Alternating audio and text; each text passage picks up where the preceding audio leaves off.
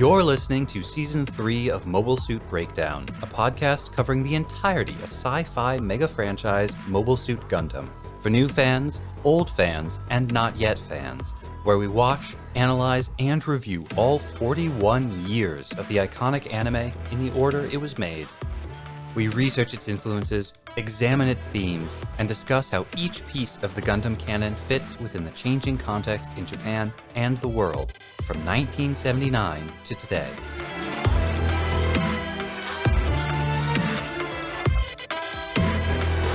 This is episode 3.12, Lost and Found, and we are your hosts. I'm Tom, a lifelong Gundam fan, and I recently learned that in the Double Zeta novels, Sayugasa lives. Do what you will with that information. And I'm Nina, new to Double Zeta, and it was kind of a struggle to work this week, but somehow we got it done. Mobile Suit Breakdown is made possible by the support of 416 patrons and subscribers. Thank you all, and special thanks go out to our newest supporters, Riley M., Studio Ozkai, Levi P., and Duncan H. The podcast would not be possible without your support. We have a few more thank yous this week as well. Thank you, Mark, for the books, and Rose for the stickers and the Hello Kitty Gundam mashup keychains. I got the gun canyon. And finally, thank you to eagerly awaiting IBO for supporting us on Ko-fi. We really appreciate it.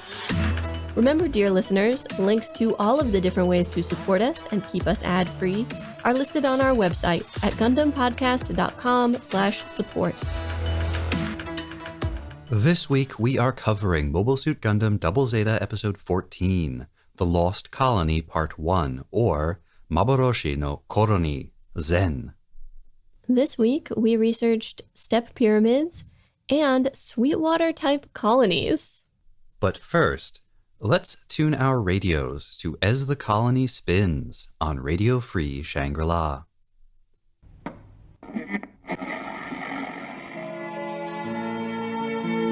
Artificial dawn washes over Shangri-La's uptown district, bathing the hills and valleys in golden bronze light. Dew glistens on the grass, and in the sumptuous gardens of the elite, the flowers rise to greet the sun, grateful to enjoy another day of perpetual springtime, thanks to the benevolence of the Colony Public Corporation. In the distance, a rooster crows, lending the scene an air of idyllic pastoral charm. And inside one mansion... Yes, I'll hold. Oh, Mistress Bethany! Not now, Guildenstern. Can't you see that I'm on the phone? Oh, hello again. Yes, thank you. I was hoping you could send someone out to kill a rooster. Yes, I'm aware that it lends the scene an air of idyllic pastoral charm. It's just that I'd like to be able to sleep in, so... Oh, you're not that kind of exterminator? Well, do you know anyone who would... Hello? Hello? Ugh! Peasants!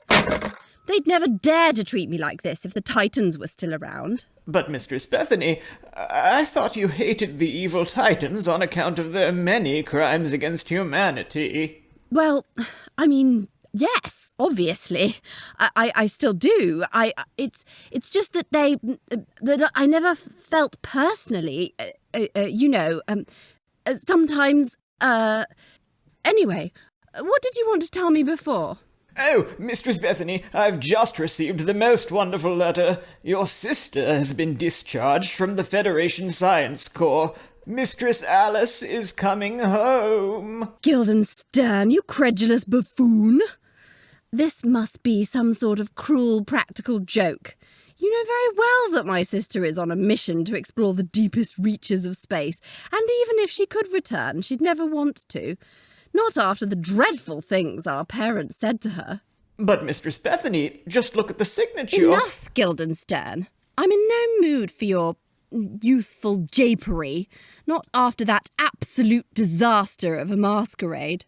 I swear you've been completely unmanageable ever since you manhandled that party-crashing private detective. Well... Now, what else was in the mail? Ooh, is there a ribbon on that one? Is that for me? Why, yes, and glitter as well. This is a letter from that well-mannered young gentleman who was so taken with you at the masquerade. Ugh. But, Mistress Bethany, the envelope is embossed, and the letter has gold filigree. Ugh. I can't believe that I threw a party for every eligible bachelor in the sector, and the only one of them who paid any attention to me all night was that slimy little twerp from... Mistress Bethany, your manners! What would your sister say if she heard you speaking like that? Oh, she'd probably say, Bethy, you'll never find a man to marry you with that attitude.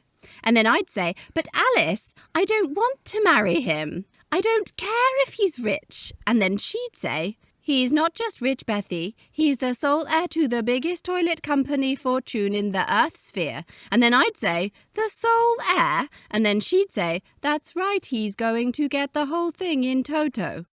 She was always doing that, you know, using dead languages just to rub in how much smarter she was. See, Guildenstern, we've had the whole argument and I still don't want to marry him or mind my manners. Now, was there any other mail for me? Well, there was this letter from Margarita. Ooh, gimme!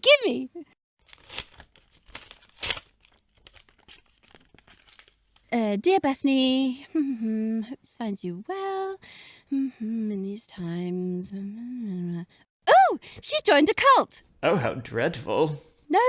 No. She says they're one of those back to nature, simplify your life cults. This could be really good for her. The door! That must be your sister arriving. What did I tell you about japery, Guildenstern? I'm sure it's just another gang of grubby urchins trying to sell us headlight fluid or... Hello, Bethany. Hector! Oh, I'm going to faint.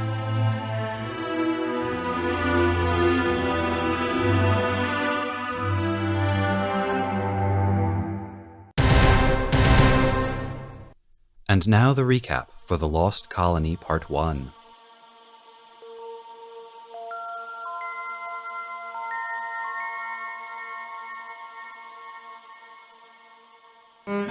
Not only are the La Vie en Rose and the Argama running low on food and other supplies, but they've also found themselves smack in the middle of an asteroid field they had hoped to avoid. This region of space was home to the first Sweetwater-type colonies, but is long abandoned now. As the bridge crew analyze the asteroid field, someone makes radio contact. The voice on the radio declares that they represent the Light Tribe of Moon Colony, and have been waiting for these outsiders. The voice goes on to demand they dock at Moon, promising that if they join forces, the Light Tribe can lead them to a better way. Emery contacts the La Vie en Rose for any information about the colony, but all that's known is that they keep themselves totally independent. As long as his ship can be resupplied, Bright is willing to take some risk, and orders that the Argama dock at Moon Colony. As soon as the ship docks and the colony's hangar door shuts, soldiers and guards stream into the room. Their long robes, masked faces, spears and sandals, making the Argama crew wonder if they've somehow gone back in time. One of these soldiers, on seeing the mobile suits, declares them to be giants that Lady Sarasa predicted. When they announce their intention to destroy the giants with bombs, Elle tells Judo they should take the Double Zeta apart. Better us than strangers, she says, and Judo understands. If they unform the Double Zeta, the Light Tribe may believe that it is damaged and unusable. Further selling the ruse, Elle and Astonaji pretend to weep over the destruction of their god. Bright and Emery are escorted to go meet with the Light Tribe's prophet, but most of the crew are commanded by the guards to stay aboard the ship. Judo is kidnapped. Once inside the colony, the Argama's representatives are shocked to find stone surfaces and flaming torches mounted on the walls. Few buildings are visible in the dense forests, and those that are overgrown. covered in vining plants. They are led to a large step pyramid, and once inside, find that the Endra beat them there. Chiara and Goten, accompanied by Bicha and Mondo, are already there, and have made a show of swearing oaths to the Light Tribe's god, Katil. While Goten negotiates with a Light Tribe official, Chiara changes into local clothes and goes for a walk, tailed by Bicha and Mondo. They lose her almost immediately, distracted by the sights of the city and the sudden appearance of Judo in the back of a horse-drawn cart. When Judo spots Chiara, he tells his kidnappers who she is, and they decide to grab her too. Bicha races back to the palace to tell Goten what has happened, while Mondo follows the cart on foot. A young woman named Rasara takes Judo and Chiara to a safe house, and Mondo clings to vines on the building's facade, just below the open window. Rasara is a member of the local rebel group, who fear that the Prophet's plan to spread the Light Tribe's message of peace will only destroy the peace they've managed to preserve on Moon. Meanwhile, Bright and Emery have been offered the same deal as the crew of the Endra. But when Bright is resistant to swearing the oath, the Light Tribe official tells them they will take the Argama and use it to spread their teachings. From behind a curtain, the Prophet speaks and explains that she wishes they didn't have to treat the outsiders this way, but they are not yet sure which of the two ships, the Endra or the Argama, holds the foretold Messiah. And at the same time, Goten believes that Chiara's kidnapping is a sign that the Light Tribe have allied themselves with Ayu. He rushes back to the Endra to muster soldiers, bring out their mobile suits, and retrieve Lena to use as a hostage. He orders her tied to one of the Gazadis, and across the colony, Judo hears Lena's cries for help. Bicha, eager to earn the trust of his new Axis comrades and make a name for himself, tries to pilot the Arjarja into battle. The Endra's forces menace the city and capture the palace. Many of the locals stand around awestruck or prostrate themselves on the ground, convinced that one of the mobile suits is the god Katil. Judo gets a cart to take him and Chiara back into town. He convinces Chiara to release his sister, and when Bicha crashes the Arjarja nearby, he pretends he was bringing it for Chiara. Aboard the Argama, Rue has grown concerned that they've had no message from the captain, so she, Elle, and Eno launch in the core fighters that make up the Double Zeta. They harry the Axis mobile suits until Judo manages to flag them down with a smoke bomb. Rue brings him a core fighter, they switch places, and he and his friends form the Double Zeta. Unfortunately, once Chiara spots the rival mobile suit, she completely forgets her promise to free Lena. The rest of the Gaza team flee back to the Endra, taking Lena with them, and Chiara grabs hold of Judo, preventing him from chasing them. He stabs a beam saber into the back of the Arjarja, and realizes it's a fatal blow. In the depths of her battle madness, Chiara ignores him when he calls out for her to eject, until their mutual new type abilities allow him to get through to her. She ejects right as the Arjarja explodes. Afterwards, everyone gathers in the palace once more.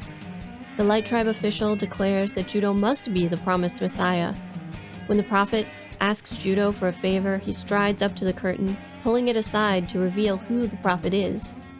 She looks just like Rasara, but she is Sarasa Moon, Prophet and leader of the Light Tribe.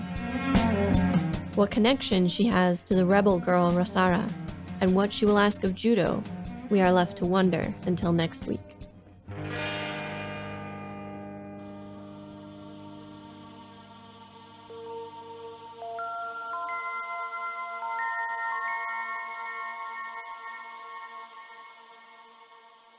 Unlike most episodes of Gundam, this one isn't about the characters.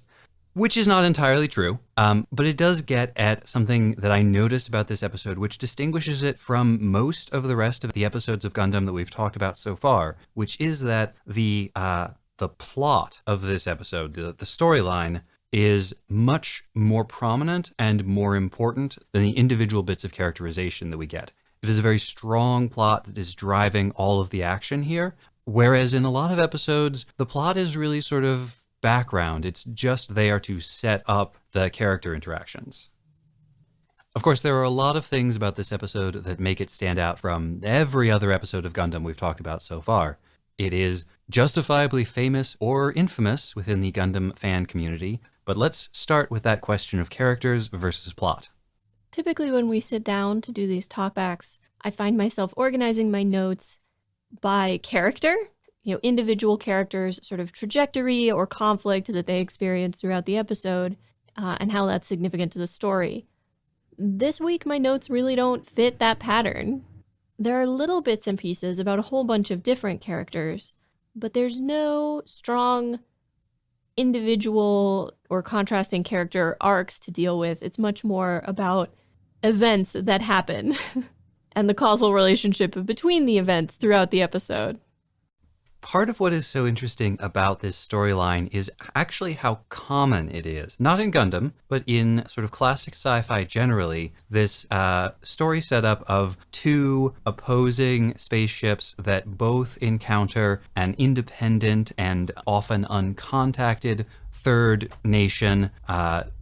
They make contact, they send representatives to meet with the local authorities. It turns out that there's a conflict within the colony, or whoever it is that they've met, there's a conflict there.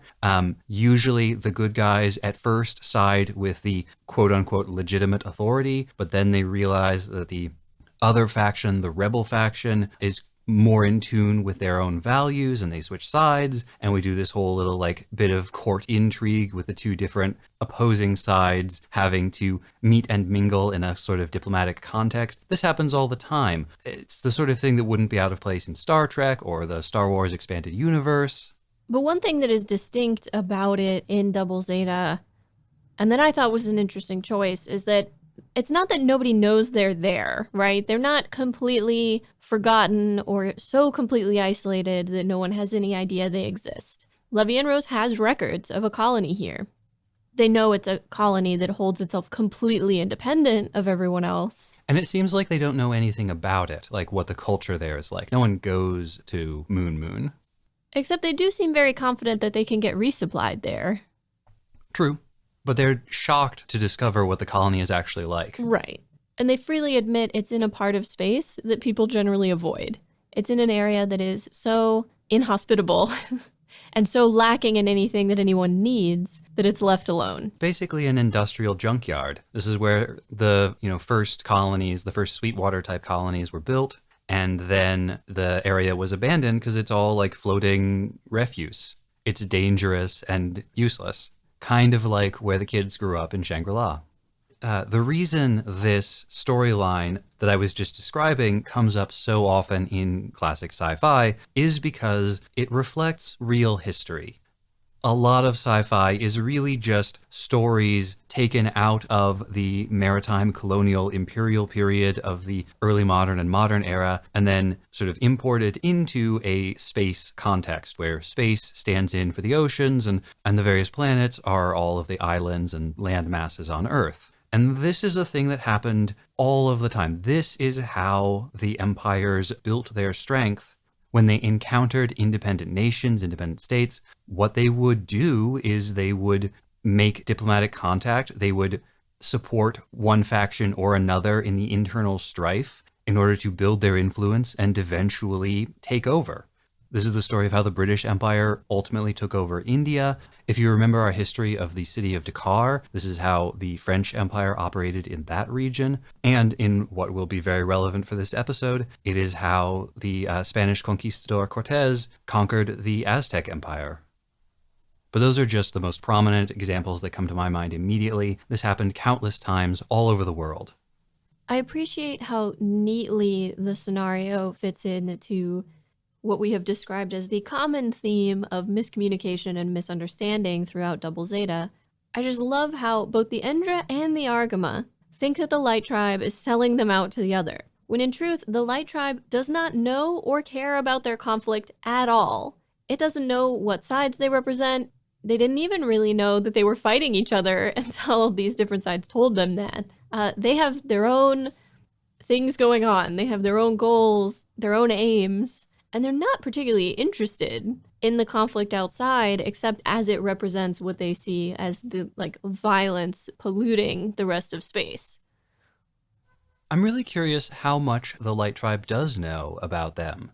They must have some kind of sensors, or maybe they just have people with keen eyesight looking out the windows, because they did notice the arrival of these ships. They could tell that the Livia and Rose and the Argama were two separate ships, and somehow their prophecy anticipated the arrival of like teenagers piloting mobile suits. Right. Because they do say that it's the pilots, it's Judo that the prophet wants to see. So they must know something about the outside world. Well, and they know mobile suits are dangerous, even though they don't appear to have any mobile suits of their own.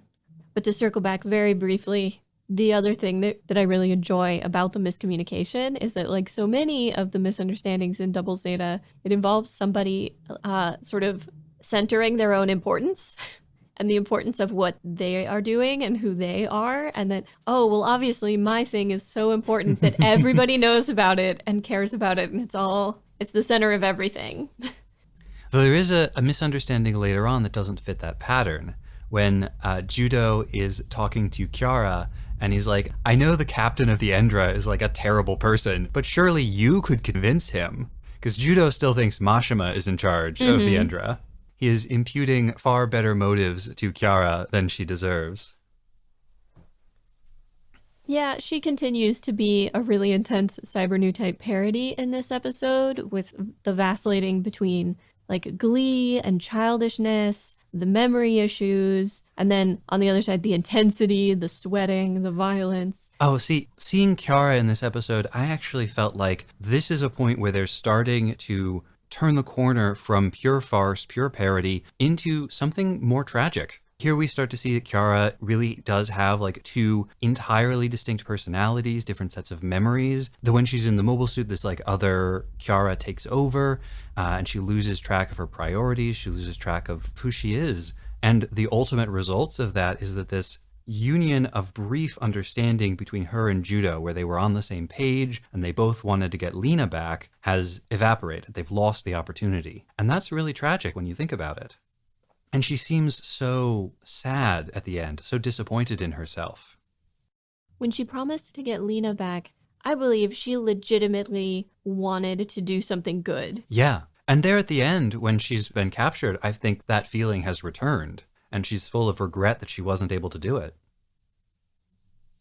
The other communication moment that struck me in this episode was when Judo has dealt the killing blow to the Arjarja. First, he calls out to her verbally, telling her she needs to eject because the mobile suit is fatally damaged. And she's still, in the depths of that fighting intensity and, this little scratch? No way. And then mentally, with whatever new type ability he has or connection that they have, he tells her essentially exactly the same thing, but through this other avenue of communication, and that's what gets through to her. Maybe these new type abilities that people have are really a way to have true communication without misunderstanding. And in a show so full of misunderstandings, the significance of that, where the message actually gets through and is understood, I don't think we should underestimate how important that is. Oh, I think it's hugely important. Did it sound like I don't? No. I was saying that for emphasis. It's a true heart to heart, right? It's his feelings speaking directly to her feelings, rather than an attempt to convey meaning through words that the other person listens to and then processes and filters and right until they finally get at some interpretation of what you've said.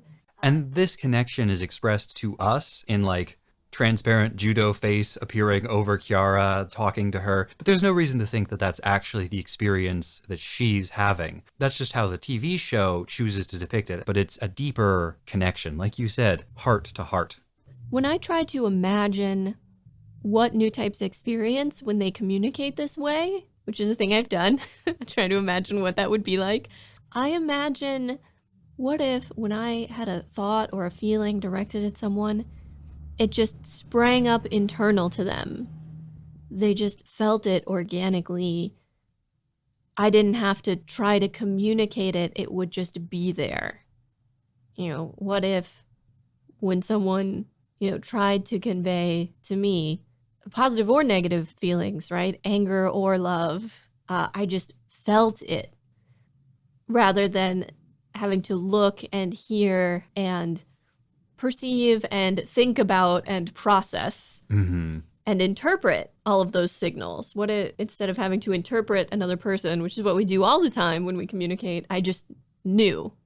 And the potential of that kind of communication for real understanding is huge. But at the same time, we also have to remember prior episodes of Gundam. We have to remember that time when Camille and Haman almost understood each other, and how Haman recoiled from that interaction.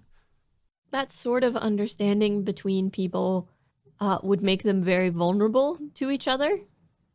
And Haman is certainly not the sort of person to want to be vulnerable to anyone, especially not an enemy. There's a whole storyline in the first volume of Kino's journey about this, where there's like a place where they've made everybody telepathic, and it ruins their society. Nobody can stand to be around each other anymore, because with like perfect telepathy, nobody can like filter their thoughts or feelings from each other. And so there's a lot of stuff, we think and feel a lot of things that are hurtful or unfair, and then we don't say them. We filter that and process it, and we don't share everything, because not everything should be shared in that way. And that with perfect telepathy, this whole society of people can't do that anymore, and so basically can't stand to be around each other.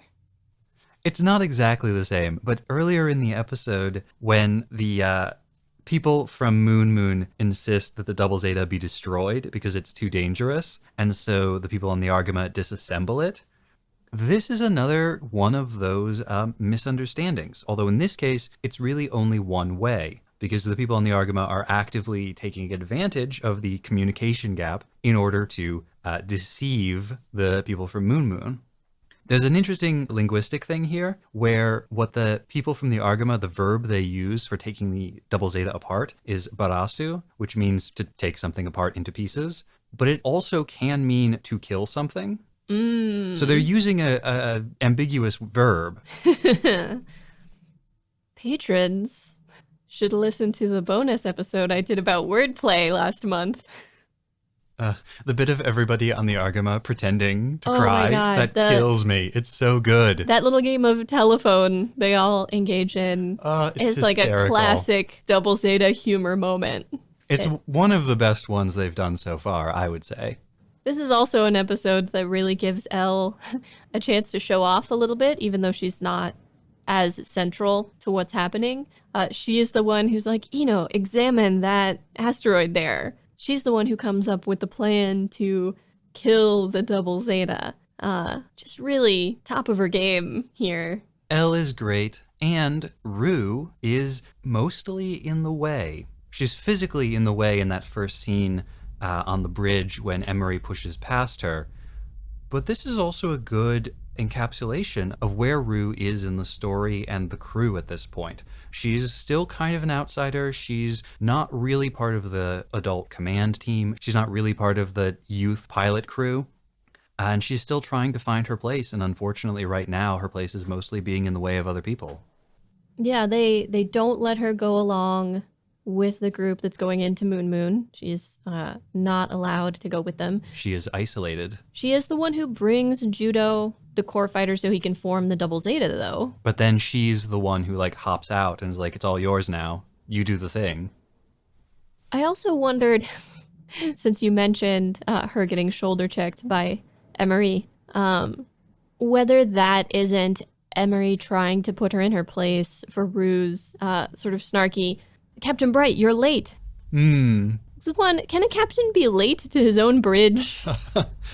Are you saying that a captain, like a wizard, is never late or early? He arrives precisely when he means to? Yeah, basically. I mean, Bright clearly isn't going to tell Rue off about it, but and Bright is a little embarrassed. But it felt a bit presumptuous to me for Rue to be like, Captain, you're late, and tell him off. I don't know.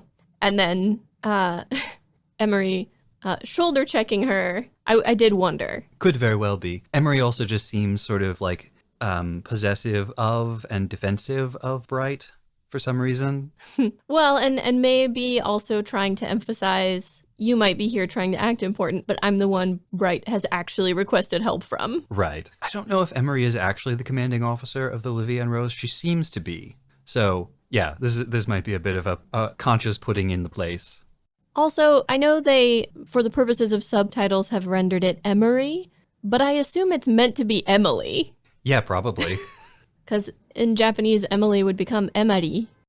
What did you think about the little scene of Emery and Bright together? Ugh. I mean, Bright, come on, man. But then again, I haven't liked Bright all that much since First Gundam, so, shrug. You would agree that he's been better in Double Zeta than he was in Zeta. Yes. However, given a lot of the things that I talked about recently about Japan's workplace culture, the first thing it made me think of is, gee, I wonder how prevalent extramarital relationships are in Japan, and particularly among coworkers. Because if you think about people working crazy hours 6 days a week, you see your coworkers more often than you see your family. And the added obligatory socialization after work, like everybody has to go out drinking together, kind of. There's a lot of social pressure to do that. I mean, way more so than the White Base, the Argama has felt since the beginning of Zeta like a metaphor for the Japanese workplace. There's a million ways that this comes up, down to like Rekoa going around and serving tea at the meetings in the way that women in Japanese offices are expected to do, or certainly were expected to do, and to a certain degree still are. And so in that extended metaphor, Bright then becomes the married salaryman. He has a couple of kids. He doesn't see them very often. Now, Bright hasn't been home in years versus the real world salaryman who goes home but never sees his kids. Right. If you get home at midnight every night and your kids are asleep, and you maybe see them over breakfast, maybe, and the one day a week you're home, you're mostly resting and trying to recover from the week and prepare for the new one, you are arguably more present, but are you? Yeah. A fun game when you're watching these Gundam shows is to ask yourself, which characters in this are supposed to be Tomino? At this point, do you think Tomino is Bright? Yes. He's starting to feel, he's like, oh no, I'm one of the adults. I'm like a middle manager. Yeah, absolutely. By this point in his life, Tomino definitely has 2 kids, and he is notorious for being a workaholic, so I would not be surprised at all if Tomino was the kind of person who showed up before dawn in the office, worked all day, and got home after his kids had gone to bed. And, as we've touched on previously, there were a lot more women in the workforce, but generally speaking, any women in the workforce were more likely to be young and unmarried. A lot of women left the workforce when they married or had kids. Especially in 85 and 86, after that equal employment law went into force, lots of new women joining the workforce straight out of graduating college, not very many older than that. Right. I mean, not that there weren't older women who were office workers, but as a percentage, right. Like it wasn't representative of ages in the population. Right. I mean, what I mean is that there would have been, a handful of older women office workers who had been there for a while, but then in 85 and 86, when Zeta and Double Zeta were getting made, there would have been just a wave, right. A huge number of young, unmarried women joining the workforce. Now, at the very least, Bright is not harassing Emery. She seems just as intrigued by this possibility, by this flirtation, as Bright does. She seems a little more intrigued, to my eye. Yeah, there are a few little moments in the animation that stood out to me. At one point, when they're still sort of like almost hugging because they've crashed into each other in the hall, Bright has a bunch of beads of sweat on his face and a little smile. And then once they get to the bridge, they both sort of straighten up, but the expression on Emery's face seems to indicate this is not something that flusters her. She's not actually as embarrassed as she might have seemed. She is purely pleased. I'm very confident that this supposed accident in the hallway was no accident whatsoever. I think that Emery contrived that little encounter. What does she see in Bright? That's what I want to know. He is a hero of the war, and she has not known him very long. Look, Mirai deserves better. Yeah, absolutely. Especially after her big speech about, I'm trying to keep the memory of Bright alive for my kids. If Mirai really does have new type powers that allow her to know what Bright is thinking and feeling at any given moment, he's going to be in a lot of trouble. It doesn't seem to work at that far a remove. Maybe Mirai is very powerful. Another interesting thing about that bridge scene, while we're on it, no one is broken up about Bicha and Mondo. Yeah, they don't even mention it. Do you think it's because they figured out what Bicha and Mondo must have done? Or I assume so. There's no indication, I think they though. have to, at that point, with Bicha and Mondo gone, I think they have to have assumed that Bicha and Mondo were the collaborators and are now off collaborating. As I mentioned last week, there are times when Double Zeta is not very good storytelling. And I don't think you need to lay everything out explicitly all the time. But there are gaps in this story that just feel inorganic. Especially since it's clear that not very much time has passed between the prior episode and this one. There are things that you can allude to in a subtle way without necessarily, explaining everything A, B, C, D. But to not mention it at all feels like bad writing to me. This episode does allude to Bicha and Mondo and the reception they got on the Endra, when Bicha talks about, trying to get Gotten to make him a official soldier, his desire to make a name for himself. That is such a turn, though, right? Because he didn't have any interest in being a full soldier on the Argama. So why does he want to be a full soldier on the Endra? Is it just that he thinks that Axis is going to win? That felt like such a turn to me. And in many ways made him even less sympathetic to me than he was before. He's really digging himself a hole here. They definitely were unhappy with their position on the Argama, in part because of their low status and the crummy jobs they were being given and being sort of subordinated to Judo. Their position on the Endra is probably worse. Certainly it is much harder for them to get off the Endra and go and do something else. So maybe it's just making the best of a bad situation. I was reading an interview recently with one of the main writers for a much later Gundam series. So the specifics of the interview aren't particularly relevant to this discussion, but one thing this writer did mention was the huge gap in communication between the different writers. And he gave the specific example of, in this future series, there is a very large and very important spaceship, and at one point it crashes. And the person who wrote the previous episode, after it was written, was like, oh, by the way, I crashed that spaceship. I thought it would be more interesting that way. Oh my gosh. So who knows what is being communicated between Endo and Suzuki? So okay, I would have assumed there would be more centralized story planning, that like the main narrative beats would all be laid out in advance by a central person or team, and then that the individual writers would be given like, okay, these narrative beats are going to happen in this episode, fill in the rest of it. And to some degree that is probably true. But how much it's true varies probably enormously across different series and even within a series at different times in the production. The dysfunction of the teams that put Gundam together is almost as legendary as Gundam itself. Returning to the Endra very briefly, you mentioned Bicha and Mondo's position there, and it's a tiny throwaway thing, but I love how every single official or person in any sort of position of power who encounters Goten realizes that he is the person to work with. Yes. Every single one is like, oh, there's the leader and there's the person I actually want to talk to. Great. All right. You and I can do business. This is a great thing in this episode because the person who makes that realization with Goten is Moon's Goten. It's not the priestess behind the curtain. It's her speaker. It's her second in command who actually is in charge. Right.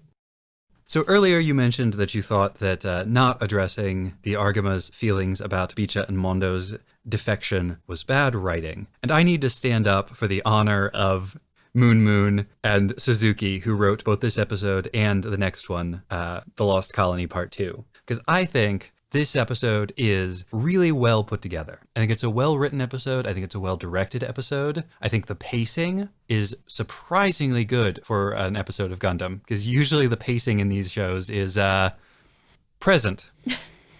You have to draw a distinction, though, between the writing of an individual episode and of a series as a whole. I think it's a great episode. I don't have any issues with the episode as a self-contained, separate entity. Oh, good. My issue with them not covering events of a previous episode, though, my issue is frequently a lack of continuity or like clear reactions and consequences to character actions of previous episodes, right? Mm-hmm. And that comes down to, like we were talking about before, communication between writing teams, and that I was under this misapprehension that there is some kind of central plan and communication happening that simply isn't there.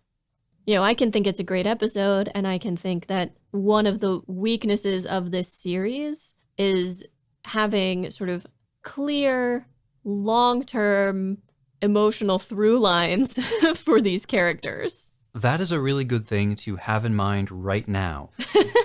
Because up until now, every episode has alternated writers.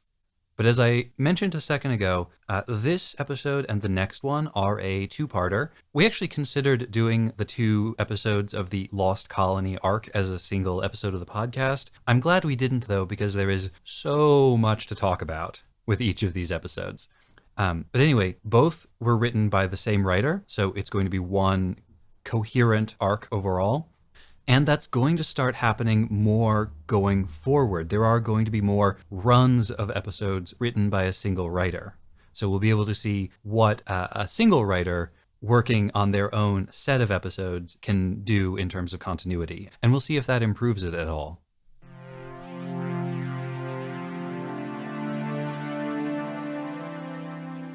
I have some questions based on the visual design of the colony. We are treated to massive stone facades with vines creeping over them. Now, we've seen the interiors of other colonies. They don't do big stone facades. That's not the look. We've certainly seen colony designs in previous Gundam shows that harken back to, you know, quote-unquote old-fashioned architecture that try to look like, you know, an Alpine Swiss village or sort of a neoclassical mansion or, you know, whatever.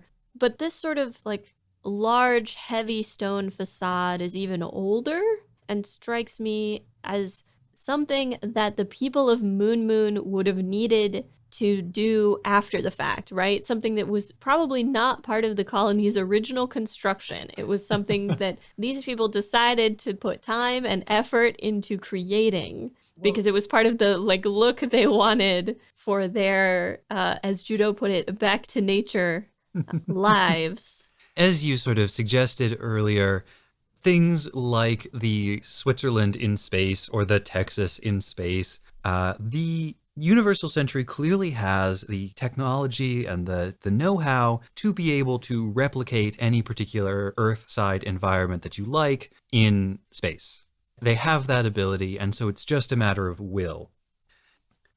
And so I think the design choices made here are both a very conscious decision by the creative team in order to help drive home the message of these episodes, and also we're meant to see it as a conscious decision by the people of Moon Moon to adopt a particular lifestyle. This is a choice that maybe not these particular people, but their ancestors did make at some point. They decided to build these buildings in this style, and they decided on this back to nature lifestyle.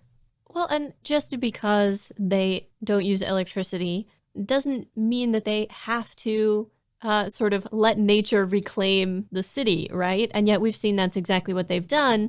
Most of the buildings have been engulfed by vegetation. Even the buildings they still use are covered. Yeah, it resembles the sort of monumental architecture of ancient temples that we see in South America or South Asia. The step pyramid shape. Right, including being completely overgrown by the jungle. But that's the way things are now because they've been abandoned for centuries. Right, that's uninhabited places.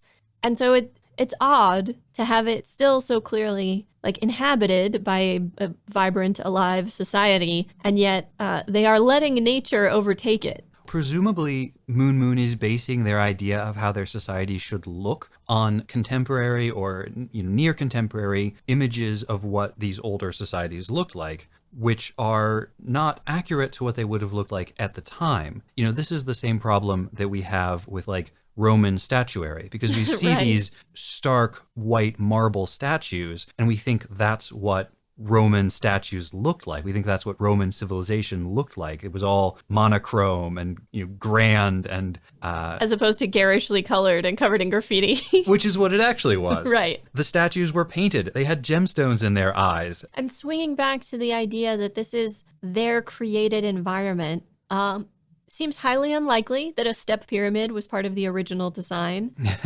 Their fear of cars makes me wonder how exactly they built the step pyramid without any machinery. They either did it like the original builders of these structures did, or it was built before they gave up the sort of modern tools that would make that easier. That is my assumption. And actually, I'm not entirely certain that that pyramid is made out of stone. Given its construction, given the fact that it seems to be hollow instead of, like most step pyramids are solid construction, but with a building at the top, this one is hollow. There's a chamber within. There's all sorts of arched doorways. And it might be metal or some other space-age material. I assume it was constructed with techniques and technology that they have since abandoned, but it is really important and really interesting that they know what a car is. And They are haven't- terrified of it. Well, it's driving right at them. I'd be terrified too. Right, but the way the line is given feels much more like some people saying like, it's Godzilla. Yeah, I mean, It's a car. they haven't forgotten what cars are. They know what technology is, but they haven't seen it. Yet another example of the strangeness of, well, to me, of their built environment. At the very end of the episode, we zoom out and we are again treated to, a handful of buildings mostly engulfed by jungle. We can see the step pyramid. We also can see a clearing with a sort of henge in it. It's not exactly Stonehenge. It appears to be just vertical stones with no horizontal, like lintel style stones over the top of any of them. But they are mixing their ancient civilizations somewhat here. I don't know if there were any similar stone circles in Mesoamerica. Yeah, I'm not sure. I would guess not. I mean, I think the reference to Stonehenge is the obvious one. It's a very syncretic society. It's a society that is taking a bunch of ideas and looks from different places and different time periods and sort of mixing them together, divorcing them of their original meaning and creating a new one. I don't know if you noticed this, but when we finally see the prophetess Sarasa at the end there, and they do the pan that shows sort of her slowly revealed, she's wearing a cross pendant, like a Christian cross with a moon symbol, a crescent moon across it. There's no indication that the Light Tribe practices anything resembling Christianity or Islam, which are the two religions most closely associated with the cross and the crescent and moon. the crescent symbol. moon. Yeah. So lots of different symbols and ideas all being mixed together to create this new thing. I mentioned the parallel to Cortez's arrival in the Aztec Empire and his subsequent conquest thereof, and I think those are pretty strong here. The architecture, as we mentioned, suggests the Mesoamerican pyramid temple style. Also, the specific developments in this episode parallel some of the ones that happened during Cortez's conquest of the Aztecs. Specifically, upon arrival, there is some debate about this, but at least in the histories that were written after the fact, when Cortez arrived, he was believed to be a messiah or one of the Aztec gods returning to Earth. He was then brought to meet the leader of the Aztec society, Montezuma, and he and his armed guards with their superior weapons then took Montezuma hostage, just as happens in this episode. There's also, I don't know if you noticed this, but when he and Kiara first meet with the prophet and her representative, they have like a wood and iron chest, presumably carrying gifts that they've brought for her. Yeah, I did next notice to them, that. which looks like something that came right out of the Age of Sail. It's so antiquated. So Rasara and Sarasa are some sisters who look very much alike. We'll have to wait for the next episode to find out. I don't know if it's two women who look very much alike, probably sisters or twins even, or one person exhibiting two, like, modes. That would be extremely Gundam. Yes, it would be extremely Gundam to have one person be both the leader of the established government and the leader of the rebels at the same time. Especially if it were a woman who showed two distinct personalities and appeared to switch between them without being aware of the other one's existence. I feel like that's happened a couple of times. Before we go, I just want to point out one more thing, which is that Lena is definitely wearing a Hitler Youth uniform. It's been Xeoned up a little bit, but it is unmistakably a Hitler Youth uniform. Yeah, we got some theories in our Discord about where these clothes that Lena is wearing are coming from. Among our favorites were that there is simply a couturier on hand on staff of the Endra. I don't remember who said that, but it was very funny. All good theories. We don't know, but it's weird.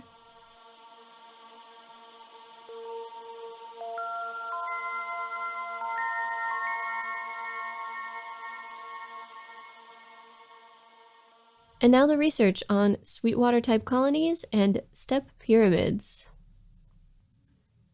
During the opening scenes of this episode, Emery reports that they are entering a shoal zone full of debris left over from the construction of what she calls the first Sweetwater-type colonies.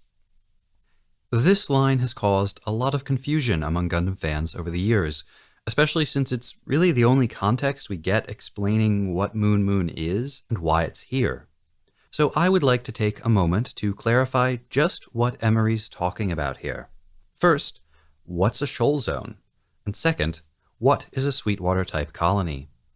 And perhaps answering those questions will make the sudden appearance of this strange and heretofore unknown colony a little less bizarre. I'd also like to thank the people of the MSB Discord, and in particular Church and Ex Machina 00, who helped me figure out the answer to the latter question. First, the word used in the English translation, shoal, is a nautical, oceanographic, or geomorphological term referring to a submerged strip of land that is just beneath the surface of the water. They're sometimes called sandbars or gravel bars, depending on what they're made of. The term can also be used informally to describe areas cluttered with underwater rocks. Basically, these are regions where a navigable section of water is made hazardous by bits of submerged land that threaten to wreck unwary ships. When multiple shoals occur close together, the area can be called a shoal complex, or, less commonly, a shoal zone.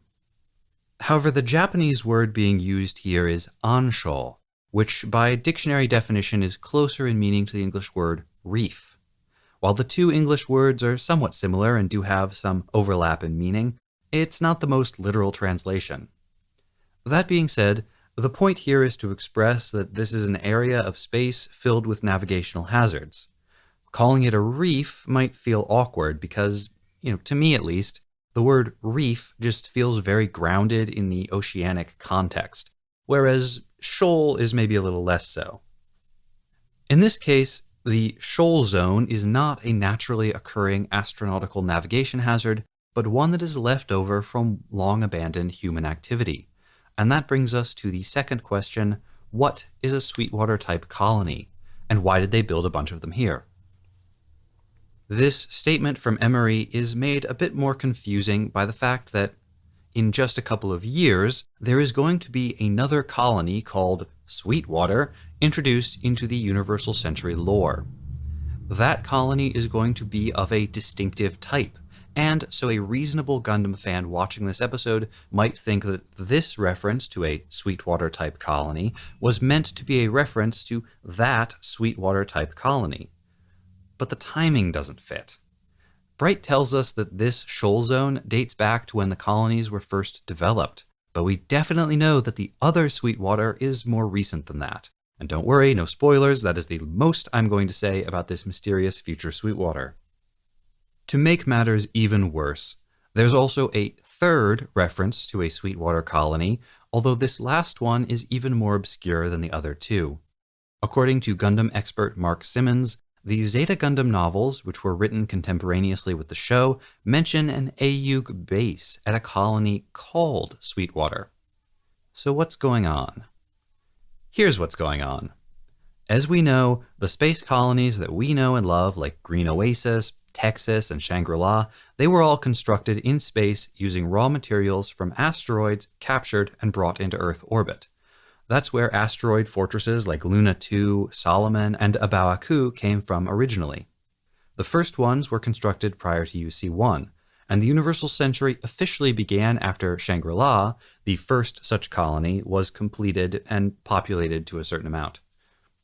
While there are some design variations from colony to colony, some are bigger, some are smaller, these colonies are all examples of O'Neill cylinders, a real-world space colony design originally proposed by Gerard O'Neill in his 1976 book, The High Frontier. We've talked a bunch about O'Neill cylinder colonies. You can refer to our prior episodes for more information about them. However, the large O'Neill cylinders were not the first colonies built in space. In addition to dragging in resource asteroids, the corporations building the colonies also constructed the space equivalent of temporary construction sheds. Smaller, simpler colonies that would house the workers building the larger colonies. These colonies, sometimes called Island 1 type colonies, are not just scaled down versions of O'Neill cylinders. They actually take their design from another real-world space colony model, the Bernal sphere, described by Irish scientist John Desmond Bernal in his 1929 book, The World, the Flesh, and the Devil. Interestingly, besides talking about building colonies in space, Bernal's book also contains meditations on the potential uses of technology to enhance the human body or brain, and the radical changes to personhood and society that might result from such changes. And,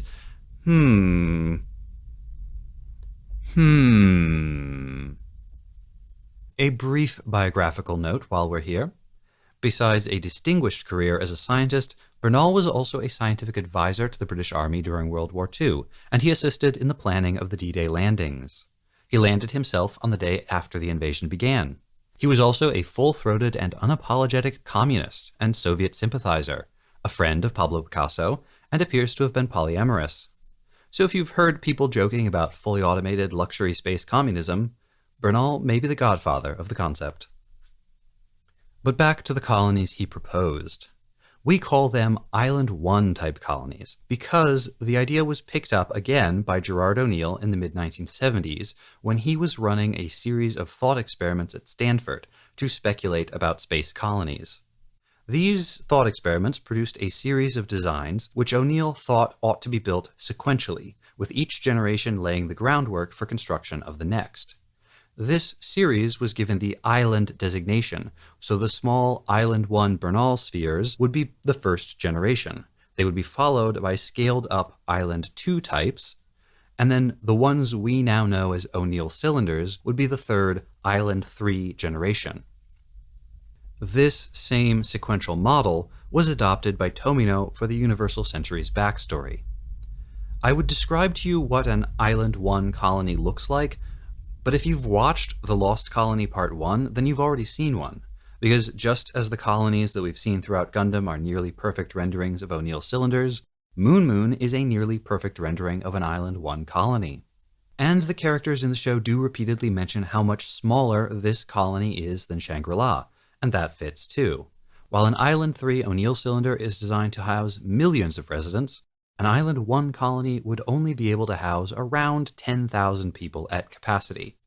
Moon Moon probably has significantly fewer people than that because the density looks to be extremely low.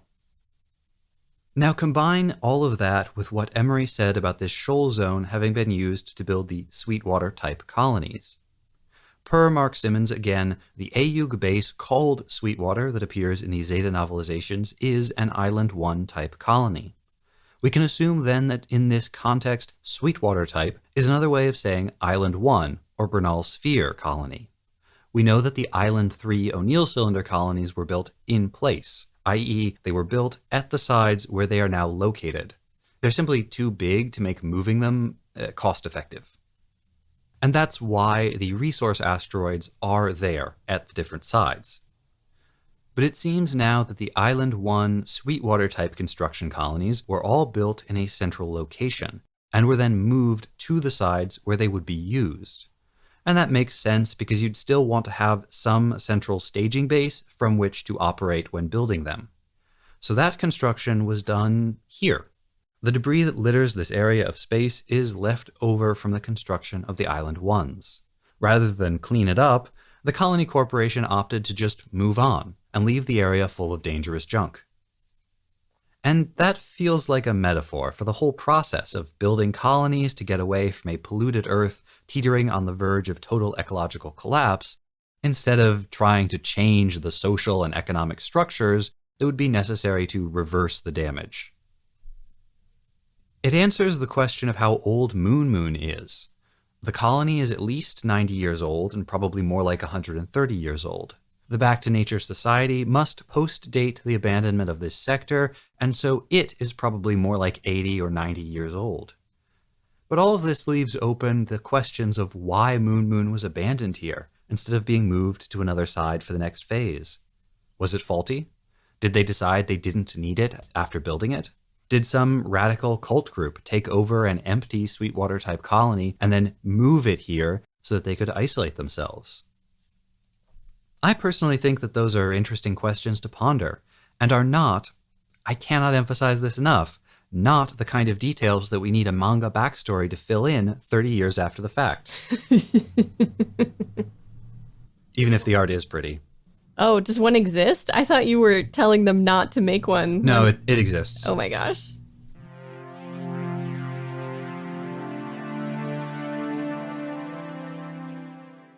And now Nina's research on step pyramids. A short one this week. One of the most prominent elements in the design of the interior of Moon Moon Colony is the large step pyramid in which a lot of the action takes place. It's clearly a structure of political and spiritual significance. It's where they meet the outside delegations, where they have those delegations swear oaths of loyalty, and is the place from which their leader and prophet governs, to whatever extent she actually governs.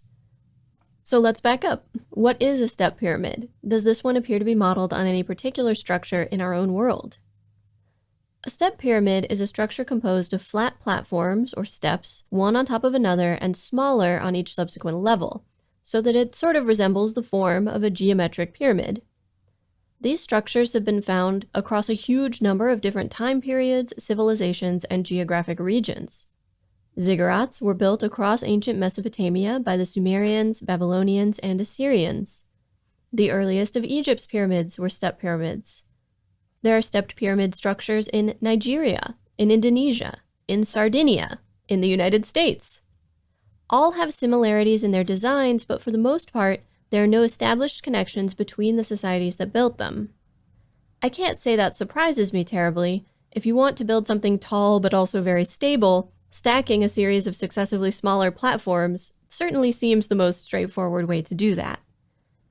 So step pyramid, as an identifier on its own, doesn't really narrow things down. In the talkback, Tom brought up parallels between the Argamos arrival at Moon Moon and the conquistador Cortez's first meetings with Montezuma, the ruler of the Aztec Empire. In addition to these parallels, the densely forested, overgrown vegetation on and around the structure points to a tropical or subtropical jungle environment. The name of the Moon Moon god Catl is reminiscent of the name of an Aztec deity, Quetzalcoatl. Finally, the fact that the structure is flat-topped and with a staircase up the structure is most like step pyramids of Mesoamerica. These were built by the Aztecs, the Maya, the Toltec, and several other civilizations in the region. Narrowed down this far, we were able to make comparisons between the design of the structure in the episode and temples in our own world, finding the most likely inspirations. The shape is most similar to one of the temples in the famous Maya city Chichen Itza, and I'll share some side-by-side comparisons on our social media and Patreon page. It's the temple of Kukulkan, also known as El Castillo, Kukulkan being a Mayan feathered serpent deity, similar to the Aztec god Quetzalcoatl. It's about 30 meters tall, or 98 feet, and consists of 9 square terraces topped by a 6-meter, or 20-foot-high temple building. The structure on Moon Moon does not appear to be as tall as the Temple of Kukulkan. It's made up of fewer terraces and the staircase is narrower, and as we noted in the talkback, it's hollow, with the lowest level supported by pillars and the upper levels dotted with windows. Maya and Aztec temples were usually solid, though not necessarily solid stone. Most were filled with smaller versions of the same structure.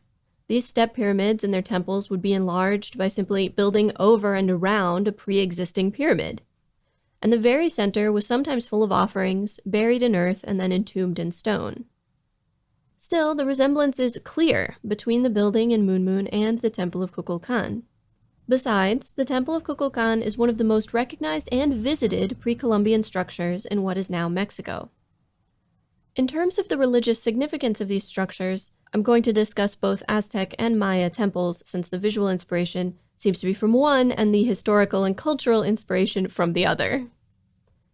In Maya language, the word for temple means God's house, and the shrines contained within them would be to local deities or powerful ancestors. In Aztec temples, the temple house, which is to say the structure at the top of the pyramid, was often ornately carved inside, and to maintain the appropriate reverence and mystery, those spaces were kept dark. Images and relics of the gods were kept behind curtains, not unlike the Light Tribe's prophetess. That's good knowledge. I briefly considered delving more into Maya and Aztec religion, especially into the feathered serpent deities, but this was a rough week, and that would have made the research much longer. Maybe next week. It's your homework, listeners. Research feathered serpents.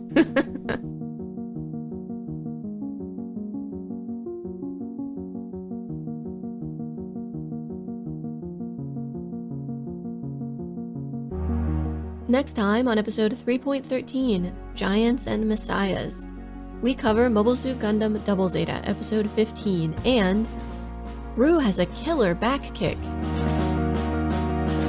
Practically engaged. The gentle rhythms of the moon. Have you tried turning it off and back on again? Brutal honesty.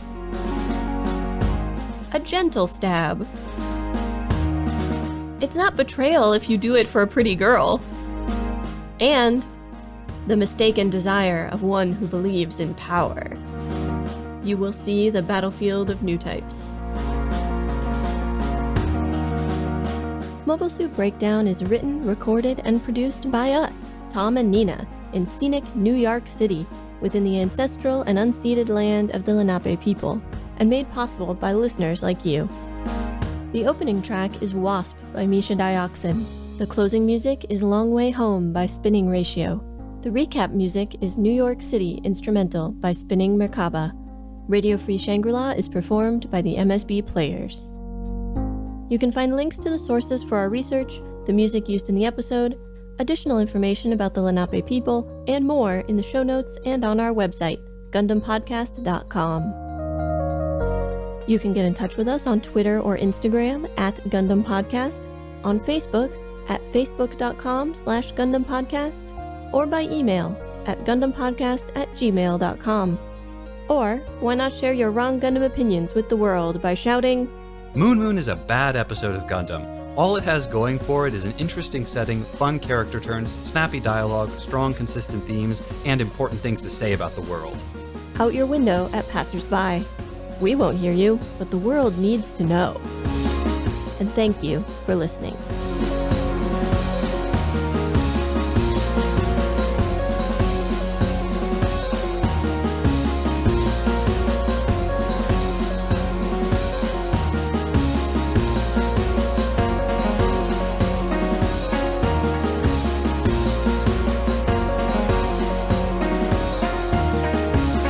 Okay, I'm gonna try to be a little further from the mic. Okay.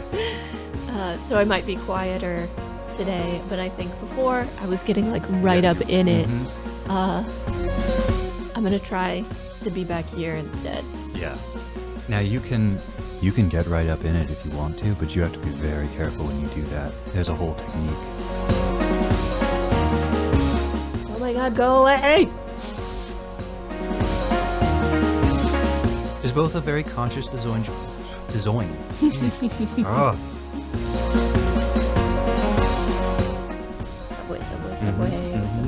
Subway. I just wanted to mention that Axis is not very creative when it comes to trying to hide mobile suits. It's always hidden under or behind a bunch of boxes. It's always crates, guys. It's always crates. Anytime you see a massive crates anywhere near Axis, like, just assume there's a mobile suit in there.